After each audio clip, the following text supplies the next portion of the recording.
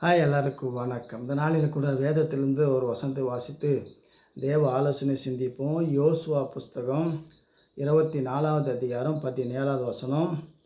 நம்முடைய கண்களுக்கு முன்பாக பெரிய அடையாளங்களை செய்து நாம் நடந்து எல்லா வழியிலையும் நம்மை கடந்த வந்த எல்லா ஜனங்களுக்குள்ளும் நம்மை காப்பாற்றினவர் நம்முடைய தேவனாகிய கர்த்தர் தாமே. தேவனுடைய வழி உத்தமமானது, கர்த்தருடைய வசனம் புடமிடப்பட்டது, தம்மை நம்புகிற அனைவருக்கும் அவர் கேடகமாக இருக்கிறார். 2 சாமுவேல் 22:31. சங்கீதம் 25:12. கர்த்தருக்கு பயப்படுகிற மனுஷன் எவனோ அவனுக்கு தம்மை தெரிந்து கொள்ளும் வழியை போதிப்பார்.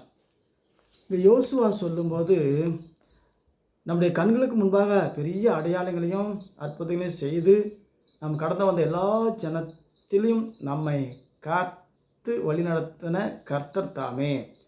அன்னைக்கு யோசுவா இஸ்ரவேல் ஜனங்களை எல்லா ஜனத்துக்கும் காப்பாற்றி எல்லா ஜனங்க மத்தியிலையும் அவங்களுக்கு ஒரு பாதுகாப்பு கொடுத்து வழி நடத்தினார். இன்றைக்கி இஸ்ரவேல் ஜனத்துக்கு நம்மளை பாதுகாக்கணும். ஏன்னா ஊதாரி நாதாரி கோட்டம். நம்ம 1000-2000 கிலோமீட்டருக்கு அந்த பக்கம் போனாலும் ஜிபிஆர் கருவியில் அவன் நாட்டிலேருந்து நம்ம நாட்டில் நம்மளை கொண்டு விடுவான். அவ்வளோ புத்தி ஈனமான ஜனங்க. அடுத்தொன்று நேசிக்காத ஒரு ஊதாரி கோட்டம், நாதாரி கோட்டம், யூத கோட்டம். இன்றைக்கி அவங்ககிட்ட இருந்து நம்மளை பாதுகாக்கணும். ஏன்னா தீர்க்க தரிசிகளையும் இயேசுவையும் கொலை பண்ண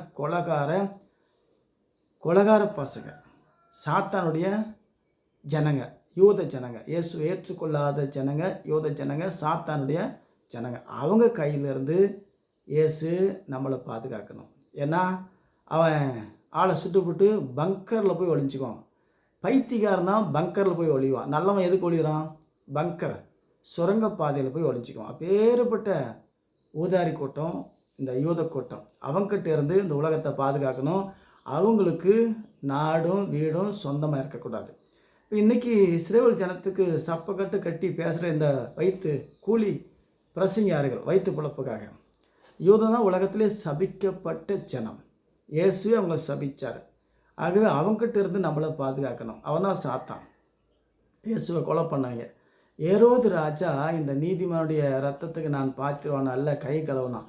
யூத ஜனங்க வாய் கழுவலை. இவன் ரத்தம் எங்கள் மேலே எங்கள் பிள்ளைகள் மேலே இருக்கட்டும் என்று சொல்லி சாபத்தை வாங்கி கொண்டார்கள். 1800 வருஷமாக நாடோடிகளை போனாங்க. எங்கே போச்சு அவங்க திறமை, எங்கே போச்சு அவங்க ஞானம், எங்கே போச்சு அவங்க அறிவு? இன்றைக்கி யாரும் யோதனை ஒன்றும் பண்ண முடியாது. தேவன் செய்கிறார்.